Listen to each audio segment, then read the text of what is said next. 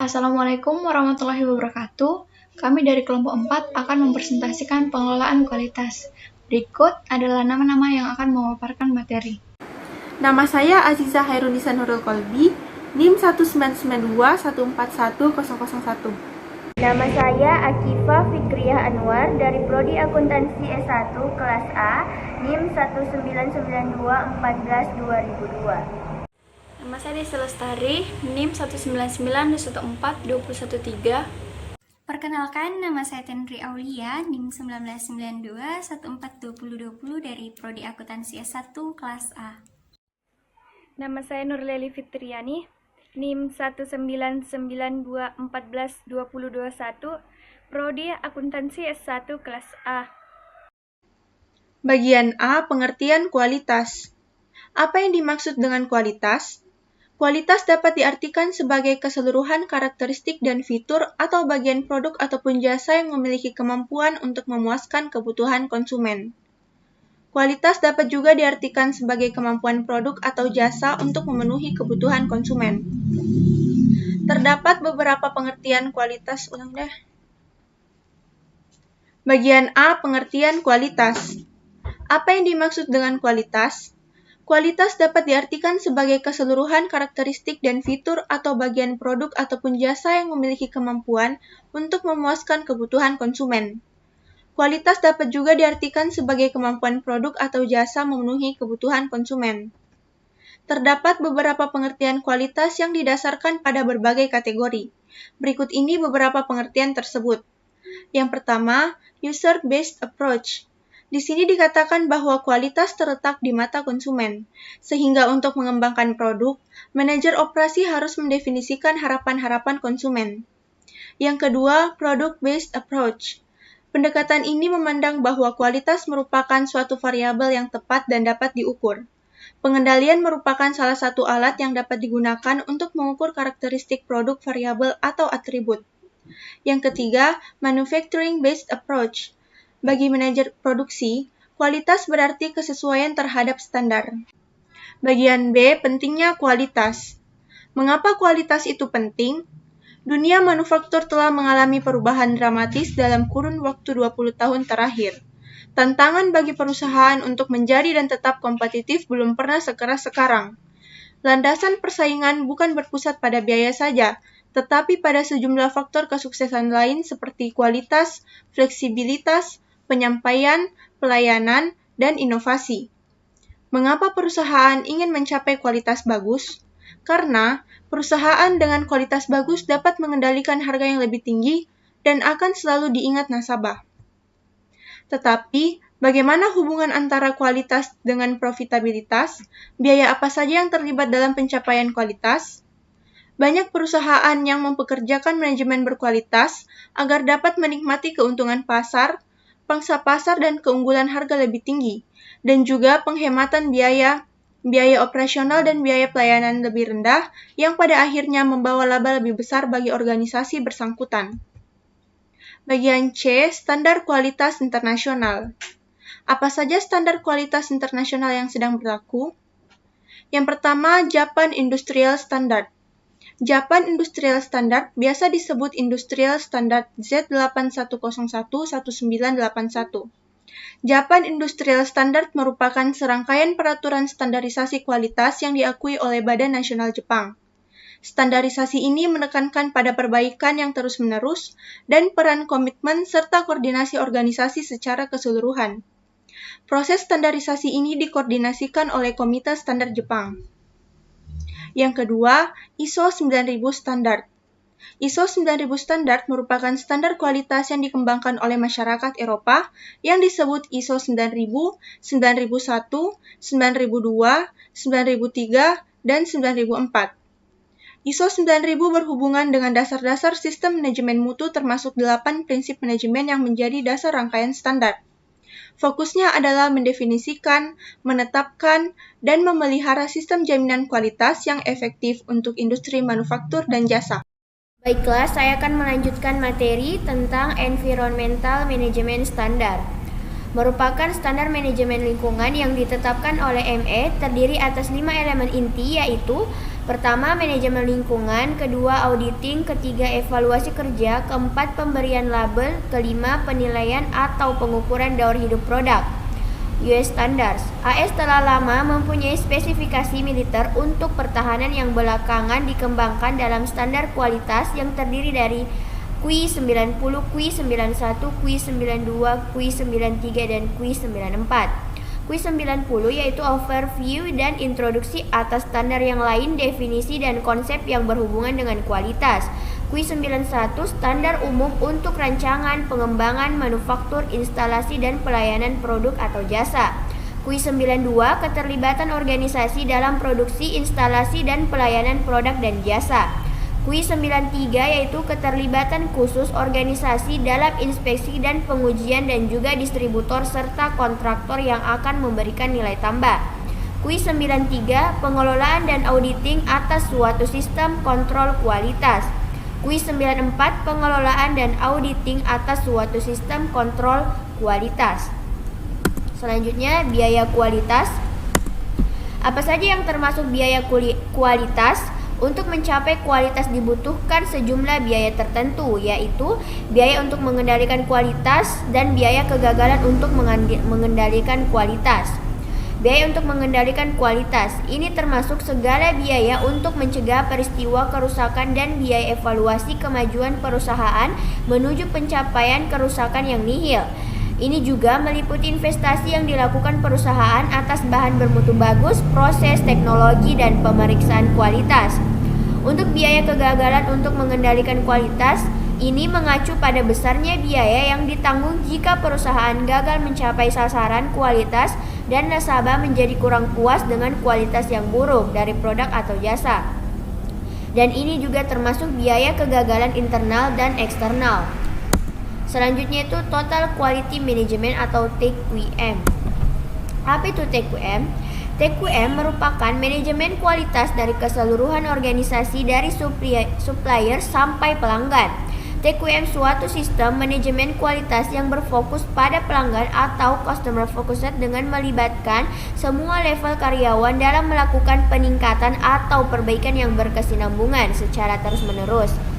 TQM memperoleh pengajarannya terutama dari berbagai disiplin ilmu, statistik, teori, berorganisasi, manajemen strategis, dan organisasi industri. Usaha dari perusahaan yang menggunakan TQM bertujuan memenuhi tujuan fungsi silang yang memanfaatkan teknik manajemen usaha, peningkatan produktivitas, dan berbagai peralatan pemecahan masalah dan teknik secara disiplin. Tujuan akhir TQM adalah untuk mencapai kepuasan pelanggan setiap saat. Terima kasih. Baik, sekarang melanjutkan materi selanjutnya, yaitu yang kelima, aspek bentuk TQM yang efektif. Yang pertama, continuous improvement. Masyarakat suatu proses perbaikan terus-menerus yang tidak pernah berhenti, yang meliputi orang, peralatan, supplier, material, dan prosedur-prosedur. Jepang menggunakan sebutan Kaizen.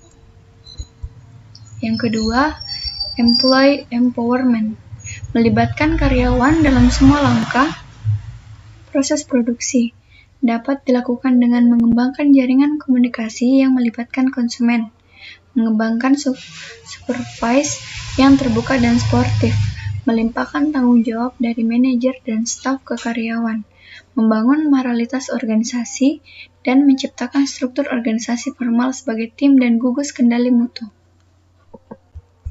Yang ketiga, benchmarking, memilih standar kinerja atas suatu produk, jasa, biaya, atau praktek-praktek yang mewakili suatu kinerja terbaik untuk suatu proses atau kegiatan dalam suatu organisasi.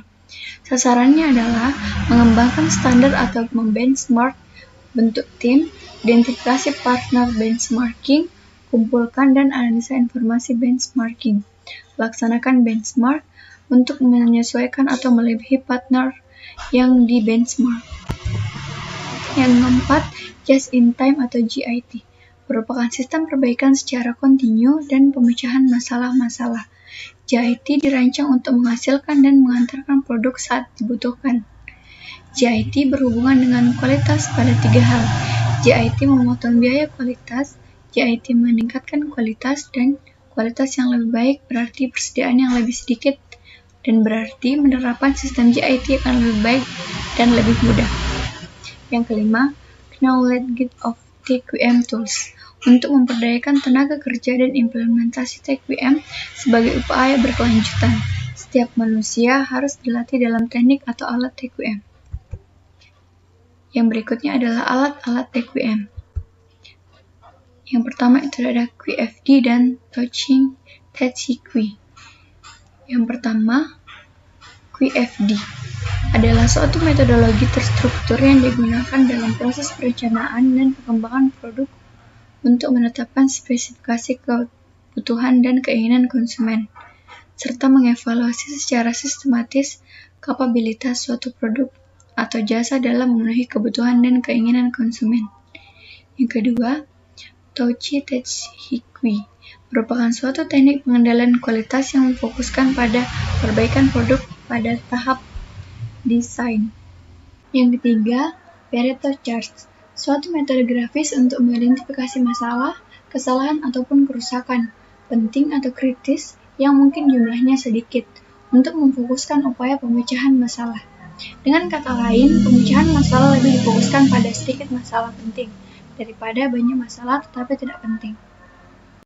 Saya Tenri Aulia akan melanjutkan penjelasan materi berikutnya, yaitu alat-alat TQM. Pemateri sebelumnya telah menjelaskan 3 alat TQM. Saya akan melanjutkannya. Jadi, alat TQM yang keempat yaitu Process Chart. Process Chart merupakan suatu bagan yang menggunakan simbol untuk menganalisa pergerakan orang dan material. Nah, bagan ini menggambarkan tahapan-tahapan proses dan hubungannya.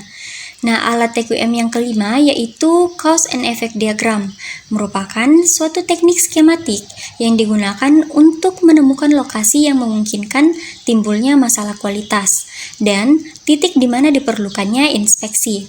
Nah, setiap bagian mewakili suatu sumber masalah, misalnya masalah barang cacat. Nah, lokasi atau titik yang memungkinkan timbulnya masalah bisa saja bahan baku, tenaga kerja, mesin, atau metode kerjanya.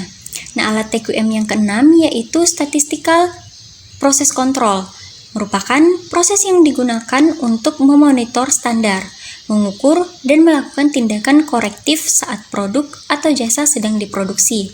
Nah, kontrol dapat dilakukan dengan menggunakan control charts, yaitu bagan yang mempresentasikan grafik atas data proses dari waktu ke waktu dengan batas atas dan batas bawahnya. Nah, materi berikutnya yaitu inspeksi. Yang dimaksud dengan inspeksi adalah suatu tindakan untuk memastikan bahwa suatu operasi dilaksanakan pada tingkat kualitas yang diharapkan. Nah, inspeksi dapat melibatkan pengukuran, uji rasa, sentuhan, pembebanan, atau uji produk. Nah, tujuannya adalah menemukan proses buruk atau tidak memadai atau kerusakan secepatnya. Nah, inspeksi seperti audit, jadi tidak secara langsung menambah nilai produk. Nah, di mana dan kapan dilakukannya inspeksi? Nah, yang pertama yaitu di pabrik yang dimiliki supplier saat supplier melakukan produksi. Nah, yang kedua di pabrik kita pada saat penerimaan materi dan supplier. Nah, yang ketiga sebelum proses atau yang biaya atau yang tidak dapat ditarik kembali. Yang keempat selama tahap-tahap proses produksi. Yang kelima pada saat produksi telah selesai. Yang keenam sebelum pengiriman barang dari pabrik. Dan yang terakhir yaitu pada saat kontak dengan pelanggan. Lain mengendalikan kualitas dan menjaga kepuasan pelanggan, inspeksi juga dapat mengurangi biaya-biaya manufacturing akibat buruknya kualitas produksi seperti biaya pengembalian produk dari pelanggan, biaya pengerjaan ulang dalam jumlah banyak, dan biaya pembuangan bahan yang tidak sesuai dengan ketentuan yang berlaku. Nah, demikian penjelasan dari saya. Berikutnya akan dilanjutkan oleh pemateri selanjutnya. Saya akan melanjutkan materi tentang apa saja model analisa kualitas. SPS merupakan suatu proses yang digunakan untuk memonitor standar, membuat pengukuran, dan mengambil tindakan korektif pada saat produksi atau jasa diproduksi. Semua jenis proses adalah subjek penyimpangan. Walter Shepard membedakan dua sumber penyimpangan, yaitu sumber penyimpangan biasa atau penyebab natural, dan sumber penyimpangan khusus atau penyebab yang dapat ditentukan atau assignable. Untuk membedakannya, Shepard menggunakan control chart. Keduanya dibedakan agar yang pertama, untuk memastikan bahwa proses dapat dioperasikan secara terkontrol dengan terjadi variasi natural. Yang kedua yaitu mengidentifikasi dan menghilangkan variasi khusus atau actionable sehingga proses tetap terkontrol.